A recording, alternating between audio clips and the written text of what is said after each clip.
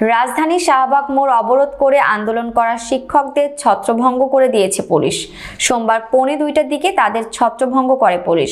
এর আগে দুপুর 1:20 দিকে শাহবাগ সড়ক অবরোধ করেন শিক্ষক নিবন্ধন ও প্রত্যয়ন কর্তৃপক্ষের নিবন্ধিত নিয়োগ প্রত্যাশী এবং সুপারিশপ্রাপ্ত প্রাথমিকের শিক্ষকরা।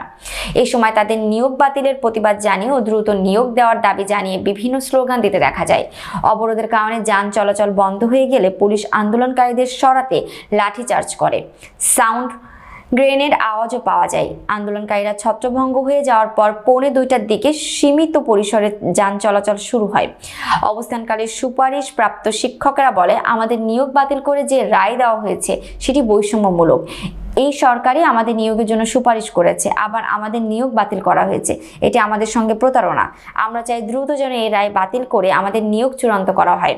এর আগে গত বৃহস্পতিবার সরকারি প্রাথমিক বিদ্যালয়ের সহকারী শিক্ষক পদের 3য় ধাপে ঢাকা ও চট্টগ্রাম বিভাগে চূড়ান্ত ফলাফলে উত্তীর্ণ 6,531 জনের নিয়োগ বাতিল করেন হাইকোর্ট। মেধার ভিত্তিতে পুনরায় নিয়োগের নিদর্শন দিয়েছেন আদালত। বিচারপতি ফাতেমা নজিব ও বিচারপতি শিকদার মাহমুদুর রাজির হাইকোর্ট বেঞ্চে রায় দেন।